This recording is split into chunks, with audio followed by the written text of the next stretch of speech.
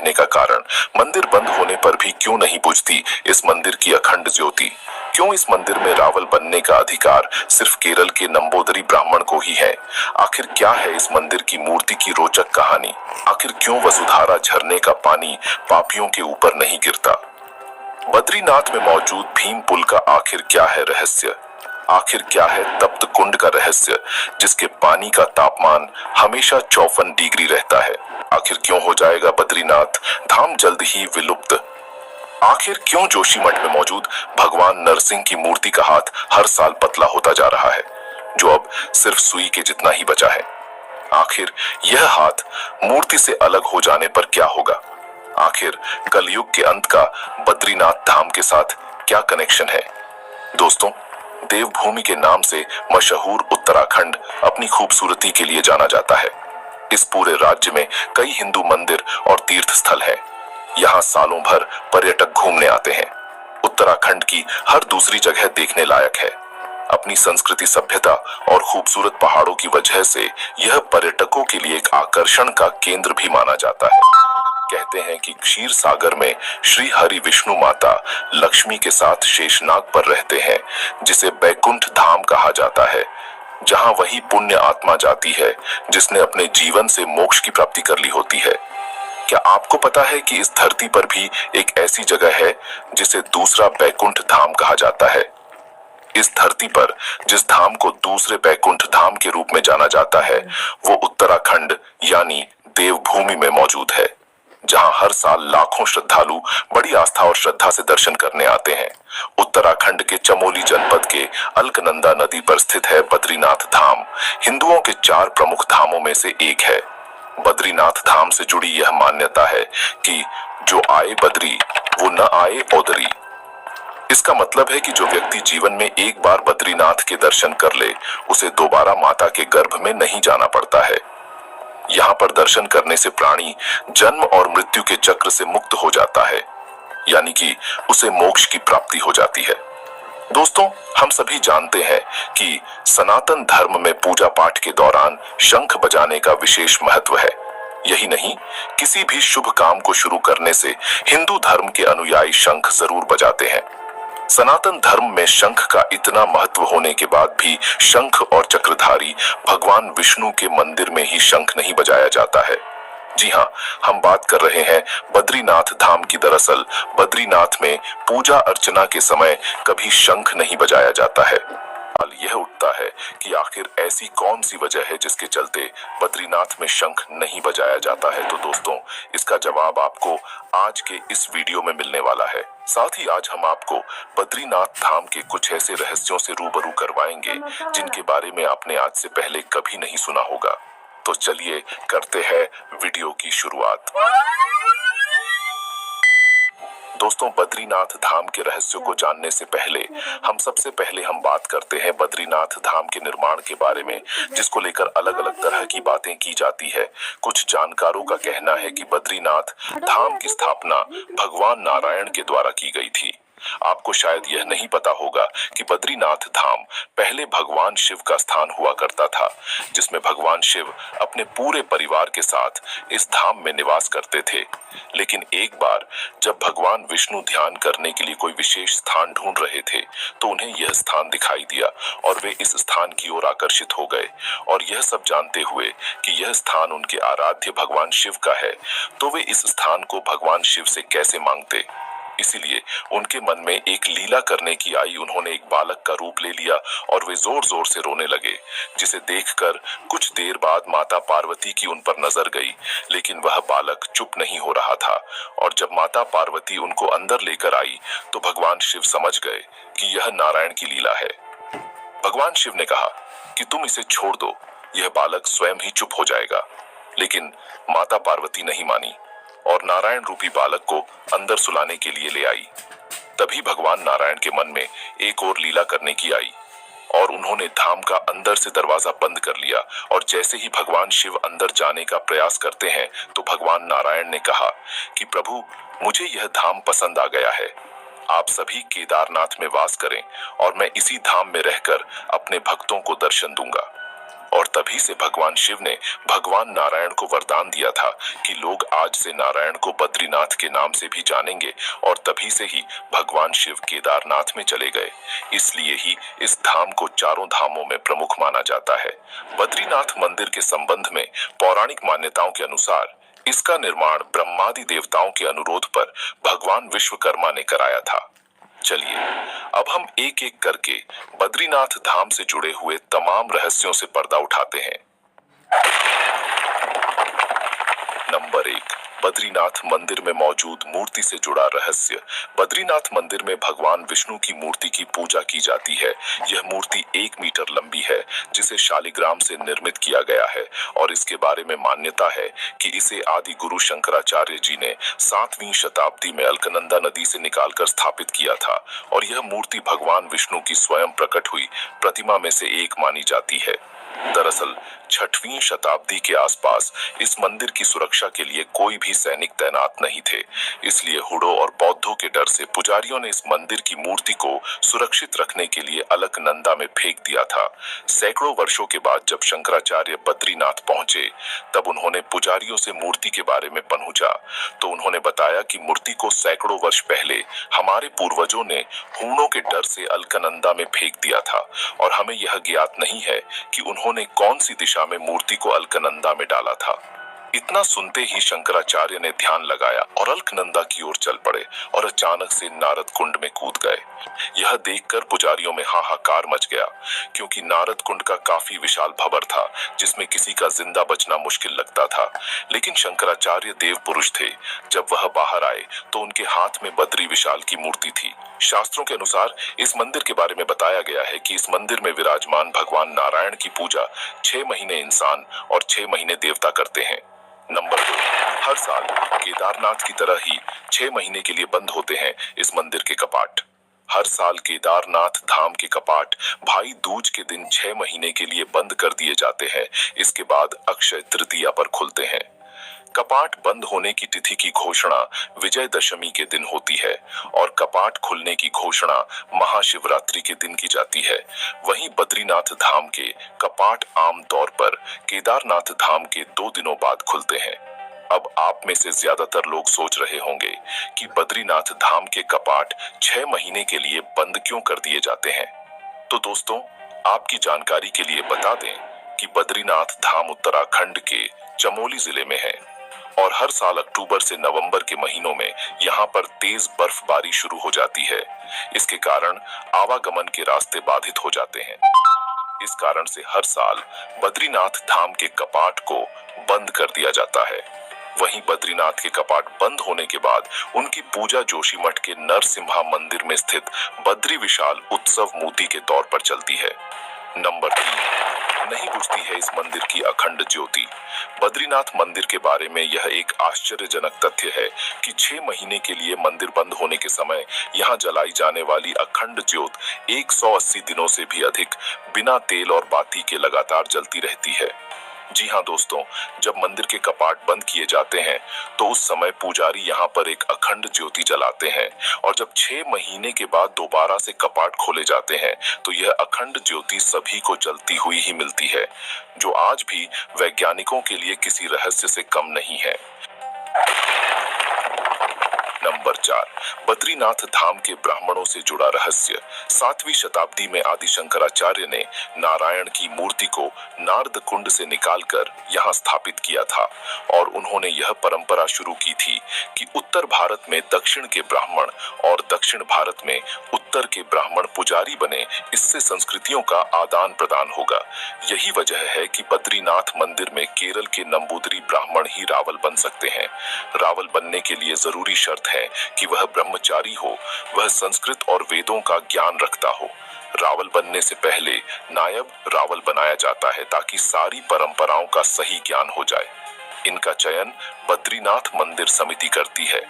इसके अलावा दोस्तों, सबसे हैरान करने वाली बात तो यह है कि बद्रीनाथ मंदिर में मौजूद मूर्ति को कोई सामान्य व्यक्ति स्पर्श नहीं कर सकता है, केवल पुजारी ही मूर्ति को स्पर्श कर सकते हैं।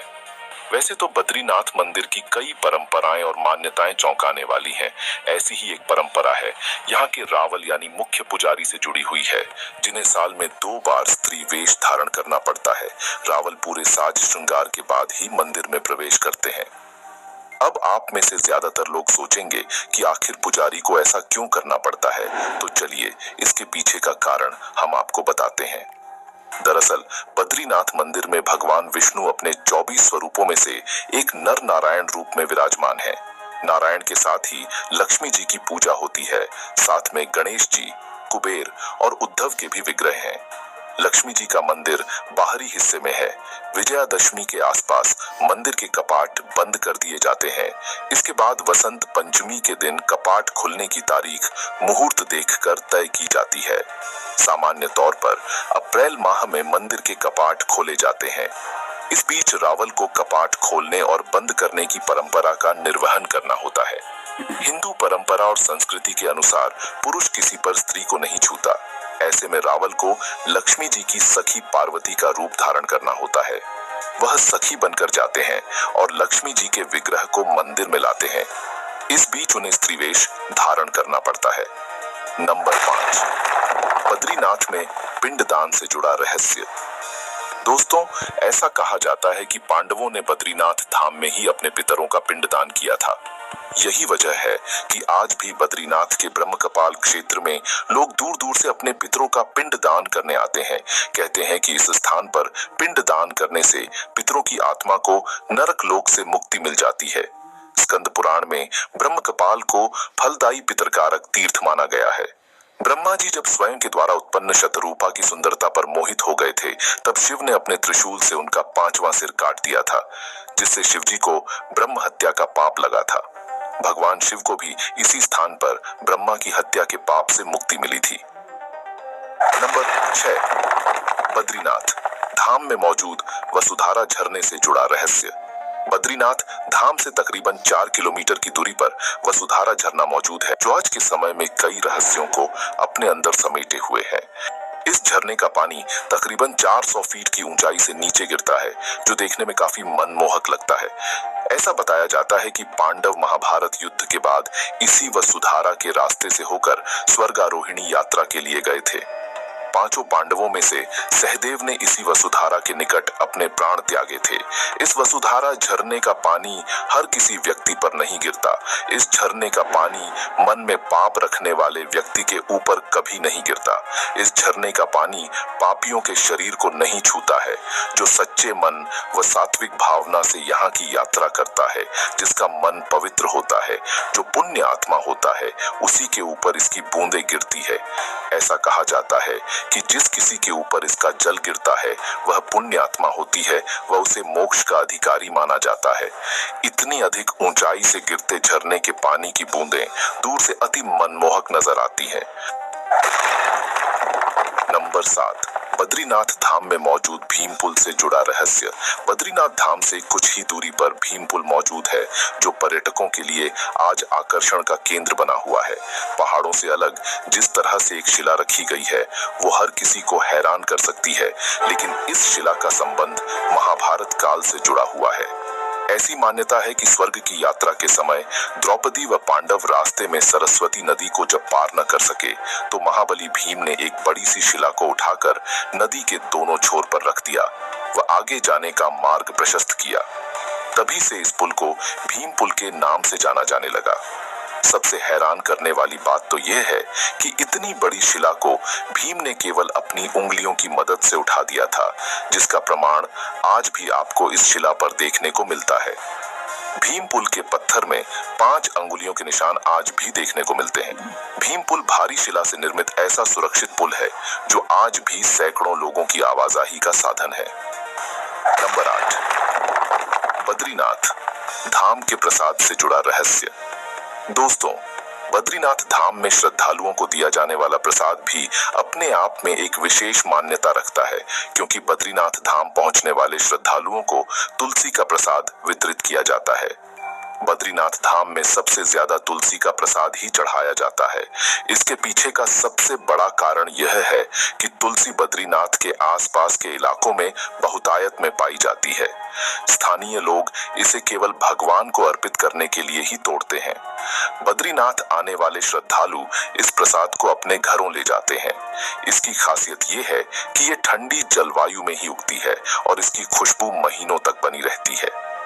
नंबर 8, बद्रीनाथ में मौजूद तप्त कुंड का रहस्य।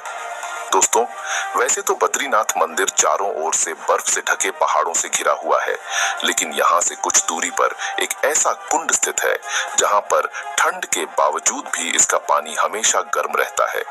इसका नाम तप्त कुंड है। इसे भगवान सूर्यदेव का निवास स्थल भी माना जाता है, क्योंकि पौराणिक मान्यताओं के अनुसार जब भगवान सूर्यदेव को भक्षाभक्षी की हत्या का पाप लगा था, तो उन्होंने इस पाप की मुक्ति के लिए नारायण से उपाय पूछा था। तब नारायण ने भगवान सूर्यदेव को बद्रीनाथ धाम में मौजूद एक कुंड के अंदर तपस्या करने को कहा था। तभी से इस कुंड को सूर्यदेव का निवास स्थान माना जाने लगा। यह कुंड हमेशा पानी से भरा हुआ रहता है। इस कुंड के आसपास का तापमान हमेशा 9 से 10 डिग्री रहता है। यह तापमान इतना कम होता है जिससे नल का पानी भी आराम से जम सकता है, लेकिन इस कुंड के पानी का तापमान हमेशा 54 डिग्री रहता है, जो कि काफी गर्म होता है। ऐसी मान्यता है कि इस कुंड में स्नान करने वाले प्रत्येक व्यक्ति को शरीर से संबंधित चर्म रोग से हमेशा हमेशा के लिए मुक्ति मिल जाती है। इस कुंड की हैरान करने वाली बात तो यह है कि इस कुंड को बाहर से छूने पर इसका पानी काफी गर्म लगता है, लेकिन नहाते समय कुंड का पानी शरीर के तापमान के समान हो जाता है, जिससे इस कुंड में स्नान करने से शरीर जलता नहीं है। यह काफी हैरान करने वाली बात है कि जहां आसपास का तापमान इतना ठंडा होता है कि जहां पर नल का पानी भी जमकर बर्फ बन जाए, लेकिन इस कुंड के पानी का तापमान हमेशा 54 डिग्री रहता है। नंबर 9, बद्रीनाथ धाम के रास्तों से जुड़ा रहस्य। दोस्तों, बद्रीनाथ धाम को सबसे पवित्र धामों में से एक माना जाता है, लेकिन बद्रीनाथ धाम पहुंचना इतना भी आसान नहीं है। इसके लिए श्रद्धालुओं को कई तरह की समस्याओं का सामना करना पड़ता है, क्योंकि बद्रीनाथ धाम जाने के लिए जो रास्ते बनाए गए हैं वो काफी जटिल है। बद्रीनाथ धाम जाने के लिए पहाड़ों को काटकर रास्ते बनाए गए हैं, जिसके चलते हर समय यहाँ पर खतरा बना रहता है, क्योंकि कभी भी सड़क पर चट्टान का बाहरी टुकड़ा आकर गिर सकता है, जिससे किसी की भी जान जा सकती है। लेकिन जो श्रद्धालु सच्ची श्रद्धा के साथ बद्रीनाथ धाम की यात्रा पर जाता है, उसको किसी भी तरह की हानि नहीं पहुंचती है। वही जो लोग कपट्टी मन से बद्रीनाथ धाम पहुंचते हैं, उनके साथ अक्सर इस तरह की घटनाएं देखने को मिल जाती हैं। अगर देखा जाए तो आज से 100 साल पहले जो बद्रीनाथ धाम जाने के लिए रास्ते हुआ करते थे, वो आज के समय तैयार की गई सड़कों से कहीं ज्यादा जटिल और खतरनाक हुआ करते थे। यह काफी हैरान करने वाली बात है कि जहां आसपास का तापमान इतना ठंडा होता है कि जहां पर नल का पानी भी जमकर बर्फ बन जाए, लेकिन इस कुंड के पानी का तापमान हमेशा 54 डिग्री रहता है। नंबर 9, बद्रीनाथ धाम के रास्तों से जुड़ा रहस्य। दोस्तों, बद्रीनाथ धाम को सबसे पवित्र धामों में से एक माना जाता है, लेकिन बद्रीनाथ धाम पहुंचना इतना भी आसान नहीं है। इसके लिए श्रद्धालुओं को कई तरह की समस्याओं का सामना करना पड़ता है, क्योंकि बद्रीनाथ धाम जाने के लिए जो रास्ते बनाए गए हैं वो काफी जटिल है। बद्रीनाथ धाम जाने के लिए पहाड़ों को काटकर रास्ते बनाए गए हैं, जिसके चलते हर समय यहाँ पर खतरा बना रहता है, क्योंकि कभी भी सड़क पर चट्टान का बाहरी टुकड़ा आकर गिर सकता है, जिससे किसी की भी जान जा सकती है।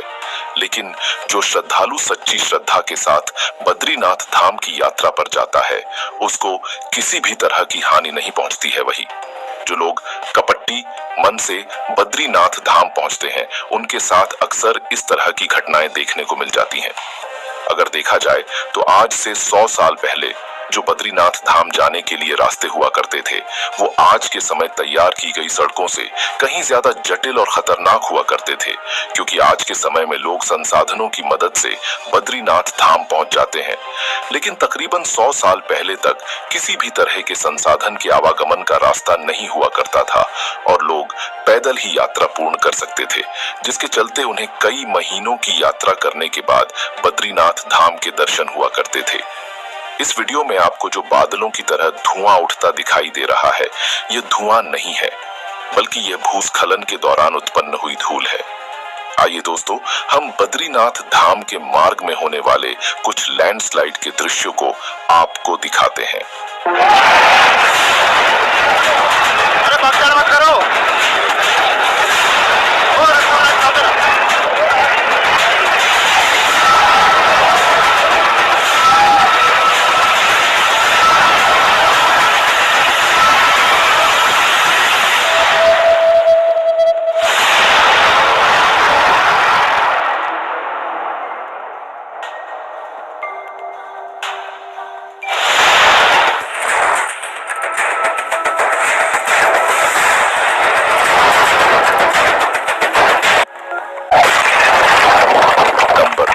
बद्रीनाथ धाम में शंख क्यों नहीं बजाया जाता? मान्यता के मुताबिक मंदिर के प्रांगण में तुलसी भवन नाम की जगह पर एक बार लक्ष्मी जी ध्यान मुद्रा में बैठी थीं। उस समय भगवान विष्णु ने शंखचूर्ण नाम के दैत्य का वध किया था। भगवान विष्णु नहीं चाहते थे कि उनकी ध्यान साधना में कोई विघ्न आए, इसलिए उन्होंने शंख नहीं बजाया। तभी से बद्रीनाथ धाम में शंखनाद नहीं किए जाने की परंपरा की शुरुआत हो गई। नंबर 11, बद्रीनाथ धाम हो जाएगा विलुप्त। दोस्तों, जोशीमठ में भगवान नरसिंह का मंदिर है, जिसका बद्रीनाथ से खास जुड़ाव माना जाता है। मान्यता के अनुसार जिस शालिग्राम पत्थर में शंकराचार्य नारायण की पूजा किया करते थे, उसी पत्थर में भगवान नरसिंह की मूर्ति उभर आई थी। नारायण ने उन्हें नरसिंह के शांत रूप का दर्शन दिया था। कहा जाता है कि जोशी मठ में स्थित भगवान नरसिंह की मूर्ति का एक हाथ हर साल पतला होता जा रहा है और अभी भगवान का वह हाथ सुई की गोलाई के बराबर रह गया है।